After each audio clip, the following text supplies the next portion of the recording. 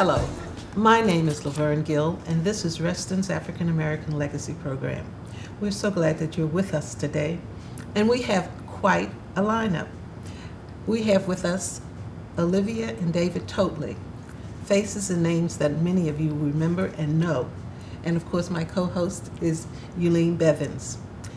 I'd like to start right now and get into the lives of the Totleys as they lived here in Reston. What year did you come here? We came here in June of '76. Our daughter was 6 months old, and we've lived in 3 places right on this side of Reston. And that daughter is now 40, so we've been here a while. Mm. So you've been involved, both of you. What brought you here? The irony was I worked in Bethesda. Mm-hmm. She worked in Annandale. And being an engineer, I drew 2 circles on a map, and where it intersected was where it was equal distance for both of us. Oh Really? my That's goodness. great. Now, And Reston was, now my what's that husband's place? he teaches engineering. He never did anything like that. Now, are you electrical engineer or? No, I was a double E, but I was been in IT my whole life. Okay. Yeah. Uh-huh. Well, yeah, that would. Did you go to school here But what? in the area? I went to school in Washington, D.C. Does that help? That's the area. Oh. Yeah. Went So to you're McKinley from Technical High Washington? School. Are you from Washington? Yes, I'm from Washington. I was I'm going to from say Washington. something smart. I know. I'm from Washington. So when you say Washington, I go, oh, really? What school did you? What street did you grow up on? No, Olivia, but I are you went. from Washington? No, I'm from Richmond. Okay. Oh, Virginia. okay. Yeah. What part of Washington, if I may? Northwest. Northeast. Okay. See, my grandmother lived in Northeast. My grandmother lived in Northwest, right up the street from the coast. Small world. Oh, the Washington world is smaller. Well, it was. It used to be. It used to Yeah. be. Like Reston, it has grown Yes, Yes. indeed. tremendously, and a real, technology boom out here, and a real government boom over there. Right. But so you went to McKinley High School in D.C. Okay, and did you go to Howard? No, I went to Maryland, Oh, Virginia Tech, and Oh. then to the United States Marine Corps. Oh, no, the Marine Corps is better than Maryland. When I say Howard, I'm a Howard. Howard. Okay. Okay, that's okay. That's all right. You're still a good. I know some good of the guy. digs. The other blue and white. Okay, now let's talk about it. Olivia, you made your stripes here in Reston. Yes. Well, actually, I moved here right after, moved to Washington right after graduating from VCU in Richmond. And I began my career in education in Annandale at Camelot Elementary at a time when I guess you could say I was a rarity in the school. But I started there and then moved to Reston and spent time in Reston schools, taught for 19 years at Forest Edge, and then I moved to Hunters Woods. Hunters Woods.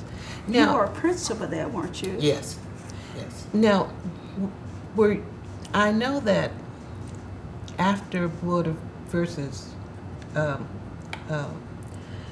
the education decision, it took 10 years for Virginia to really desegregate its schools Right.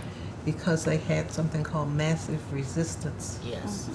And so, where were you in that stream of things? Well, I lived in and was educated in Richmond at a time when most of the city, my part of town, was all black, so I went to all black schools. My first foray into the other was at college, and my parents, I was the first of 5, so I had to go to school in the town. So I got on the bus and rode up to VCU, and it really was a matter of cost. It was the cheapest place for me to go at the time. Talk about culture shock. It really was. And I can remember feeling confident when I got on the bus the first day, and not so confident Coming when home. coming home. Mm. But it was also a time when there were protests, the civil rights struggle was alive and well, and so I gained the Okay. confidence that To I do. needed. Mm. Yeah. That's interesting. So, as I studied the Virginia education system, it seems as though African Americans went to the 8th grade, and then, at least in Fairfax, and then they had to go to Manassas or Washington, D.C.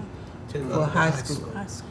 But see, I that's not my experience because I went to the same high school that my mom and dad went to. So we were, I think, the 100th class, and my dad was the 75th class or something like that. So Armstrong has a legacy that has been, there was the black school Black school. in that city at that time. I certainly knew about Prince Edward County. We did not travel there, but yeah. So our existence Yeah. was a little bit. Yeah, and we had the track system in D.C. Yes. and we had well, you went to McKinley, so Yeah, that so meant they that you were honors track, honors track. college prep, general, and basic. And What is basic? So when I came back from overseas, those were the people that were making. They were the ones at basic. They took vocations. They own printing businesses. They own all kinds of car dealerships. Yep. Yeah. See, I was in track 1, but my mother said, I can't send you to college because I can't afford to. So you better learn how to type. And that year, Burdick Vocational High School was open to black girls. And that's how I got there. My mother personally went up there and got me in there. And so I ended up going to college anyway, but that was the system. And I thought that was a good system. It was a good system. You know, I don't know why people stopped it, because people came out. I'm not an educator, but in Europe they do pretty much the same type of thing. They do a test, I believe, when the kids are in 8th grade, and they determine whether or not they're going into what we would call professions here, Or or trades. vocations or trades. But they finish college, the equivalent of when we finish high school, they're finishing their 4 years of college. Yeah, it prepared you. I mean, that secretarial training got me through college because I Okay. worked in the government and paid my way. Right. But see, I had to choose. It was college prep, business. I guess it was basic. I don't know what they call it. Or general. And so I chose college, but I couldn't take the typing class. So to this day, you know, okay. and yet my friends who took, like you say, took that business course, that prepared them. They had a job throughout college, could finish those papers in record time. And, Yeah. And, you know, in Washington, you always said, well, you get a job in the government, you can type. So I walked out of high school as a GS3. yeah. Yes. So, my dad was an engineer, and was going to school, and I got into data processing, and I enjoyed it, and decided I wasn't going to go back to school. I was going to do that. My dad said, you know, you'll never be any better than a secretary. What? Well, in 1993, I was a technical writer, and I sat there thinking, he was right. I'm no better than a secretary. But you've been out here, you've been involved in FISH, you've been involved in how many organizations? Well, but I was busy raising kids and Now, you do have doing how many school. kids? We have 2. And so most of my work outside of the home and school were with organizations like BUFA, Black Women United for Wow. Action. Jack and Jill, were you a member? No, we weren't, but my daughter did go to the cotillion, so I thank them for that. The churches, we were part of the founding of what's now Heritage. But David was the one who did the boards, and so he was involved with a lot. What board were you on? I was president of the Reston JCs, then became matriculated to the chairman of the board of the Reston JCs. I was the vice chairman of the first elected board to the Reston Community Center. Oh, And then I went on to be the treasurer of the Reston Community Center. See, I've been on. So you know Bill Robertson, who's a JC from Roanoke? Yes. They did yes. the jelly, Yes. raising, Yes. getting the jelly to raise money for the Yes, camp. I know him. He was the first black president of the Virginia JCs. Oh, was he? Yes. See, I talked to him not too long ago. I didn't get that piece of it. Yeah. Well, there weren't a whole bunch of us, period. Because when I went through president's class, there was myself and a gentleman from Warrenton. We were the only two black presidents in the state. Well, now who else? Your husband was in the JCs. he was in Reston. He was in Reston? Yes. What years? Oh, 73 or Oh, 4. no, that's before me. I became president in '79. Oh, okay. Yeah. So, yes, I know a lot of the guys he would know. Yeah, Yeah. like the Mendel's husband, Tom. Yeah. Yeah. He was in it. Who else? Those were the only 2 blacks that were in that club at that time. There probably isn't a whole lot more now. But when you became the president of the JCC, were you the first black to become a president of the JCs in Reston? Yes. Yeah, I'm sure you were. Yes, I was. Selling those Christmas trees. Yeah. Yes. I love selling those Christmas trees. So the JCs, and you were the principal at Hunters Woods. At Hunters Woods. That was not an easy journey. No, but it was I was fortunate. It was a great school. It was a magnet school for the arts and sciences, which was right down my alley in terms of what I believe education should be about, that every kid doesn't learn the same way, and that the arts were a great equalizer for a lot of those students. So it was a heady time. I enjoyed it. I was principal there for 7 years, and I was assistant principal for 6, and then went to another school and came back to be the principal. Well, I'm delighted to get all this background, Yeah. and I'm so glad that you came on. And I am so glad that I talked to your wife and that she brought you here. And so you don't have to worry about me bugging you the next fish fling. Okay. But thank you so much for Thank you coming. for having Thank us. you. And for we having really us. have enjoyed it. We appreciate it. And this is Laverne Gill Eileen Bevins. for Reston's African American Legacy Program. We'll be right back.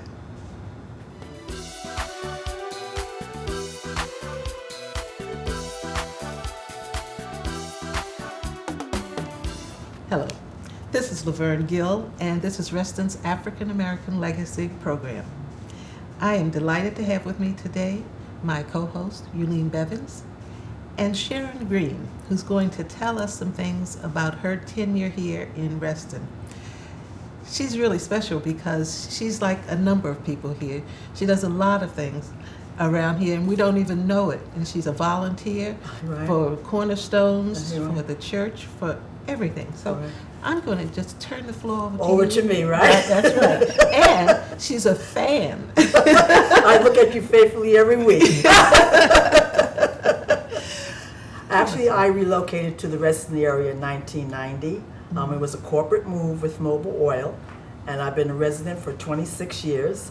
I retired from Fairfax County in 2012, and I decided that after working for 40 years, I wanted to give back to the community.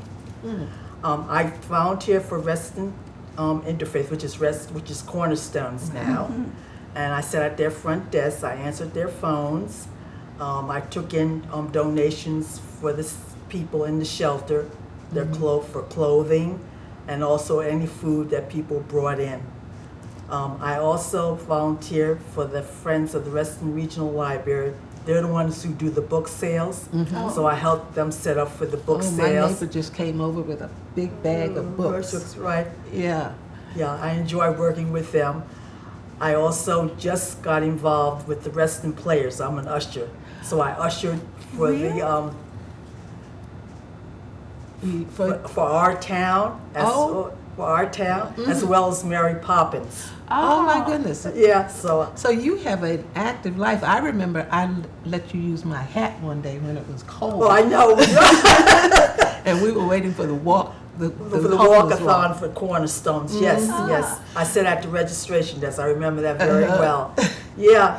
But yeah. I see you everywhere doing good stuff. Do good stuff. I enjoy it very much. I don't have a dull moment, trust me. And I belong to the book club with the United Christian Parish. I'm also an usher with them. I enjoy doing the work Sunday with them, as well as What are you going to do this year? this year I'm going to do the work Sunday as well as the Thanksgiving basket, because I enjoy doing that, giving to people who are less fortunate than yourself. Why don't you explain Work Sunday? Work Sunday is like a volunteer organization that we volunteer for both Lake Ann and the Hunters Woods Fellowship House.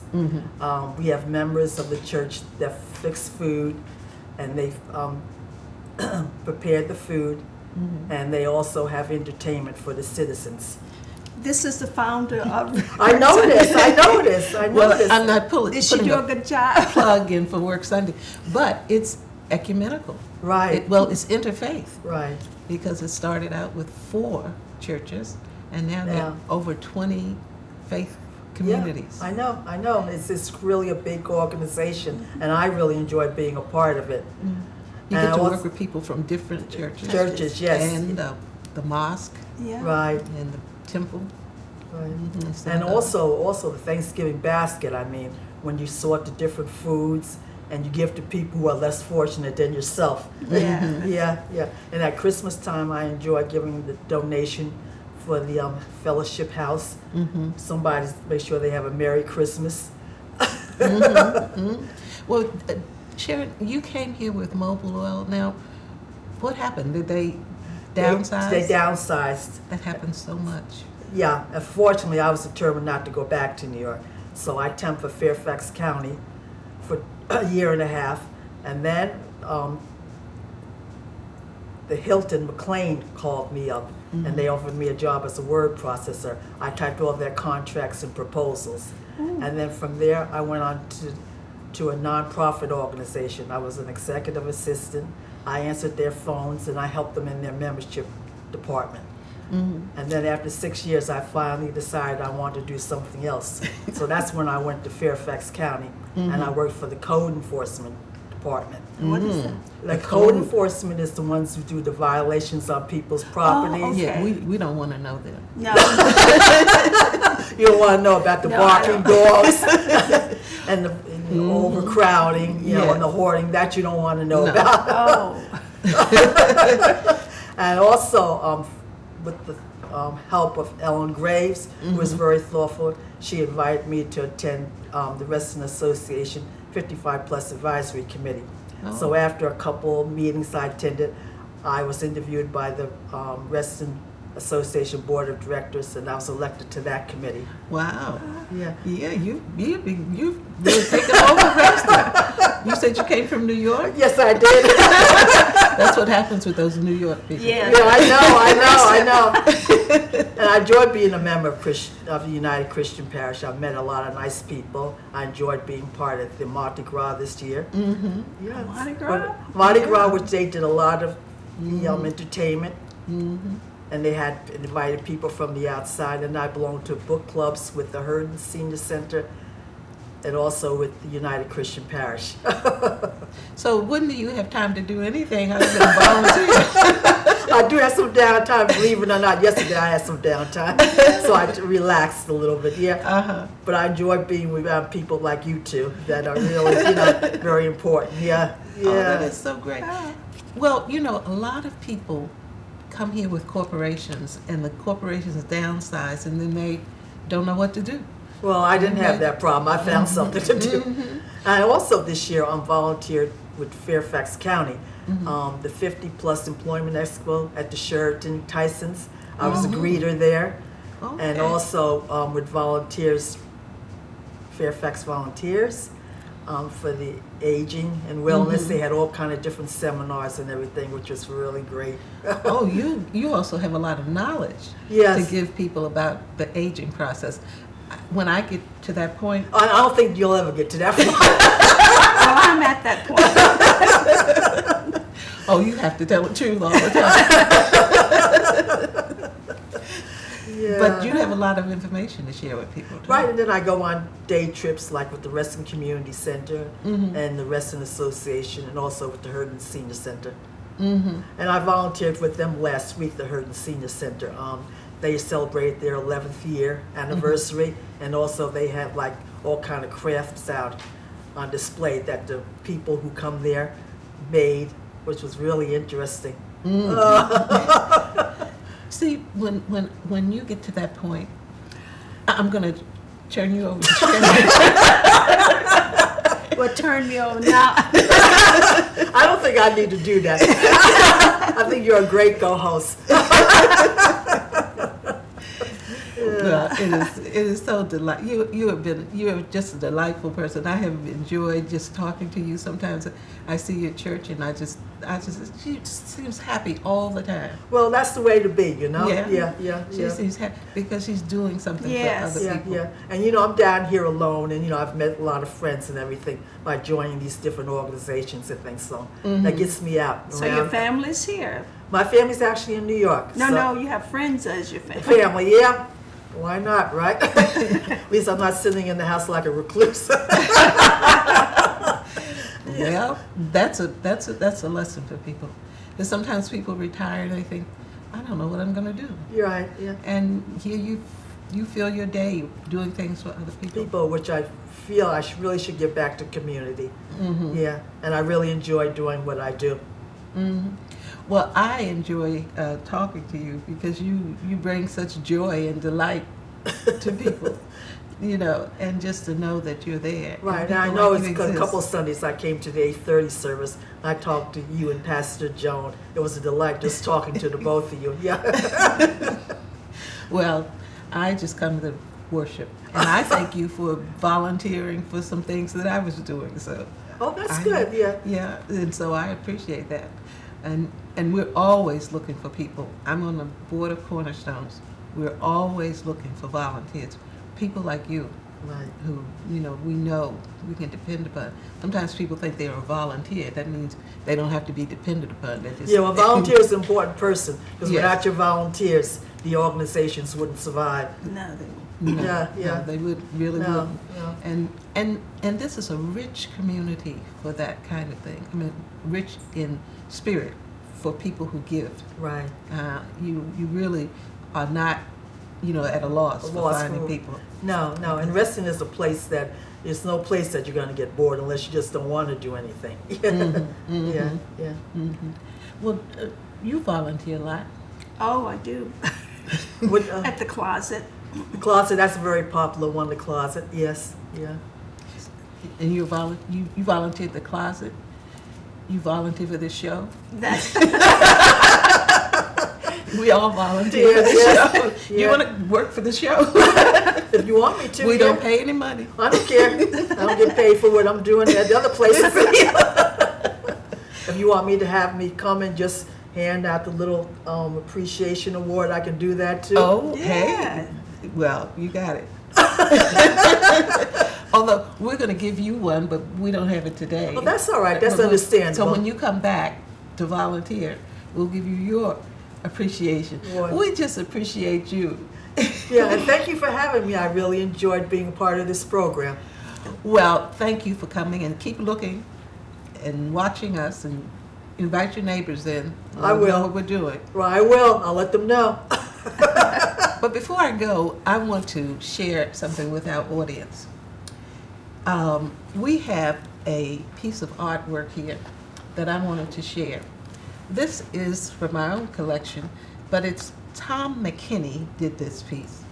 And Tom McKinney is a professional artist out of Philadelphia. He has a wonderful collection, African American, and he painted this picture. This is a picture of one of the first black jockeys.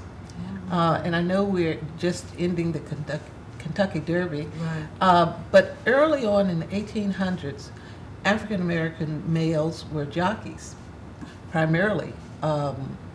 They were the jockeys for that era, and then along came Jim Crow and a lot of other things, and they disappeared. But they won Kentucky Derbies, and I like this picture because of the strength on his face, and the way he just reminds me of a man. You know, being a jockey is not an easy thing. No. And they not only rode the horses, they took care of the horses. And he is one of the earliest ones, but there were many African American jockeys early on. Did you know that? Yes, I did. I'm learning something from you. Well, I think a lot of people don't know that. Well, I, for one, didn't know that, so yeah. And the reason they became the jockeys was because it wasn't a glamorous job. It was a hard job. And as I said, they not only took care of the horses, they not only rode the horses, but they took care of the horses. And so that's why I see that picture and I thought, I always love it. I love that. Yeah. Did you love it? Yeah. And Tom McKinney, if you look on the internet, you will find a number of his collections, and you'll see a whole gallery of his work. They're usually African American themes, but we've had that for about almost 40 years. Oh wow, Really? that's Oh, a long that's time. good. Yeah. Okay. So now that you've had your lesson for today, thanks again, Sharon. Thank coming you over for having with me. us. This is Laverne Gill for Reston's African American Legacy Series, and Yulene Bevins, my co-host. Until next time.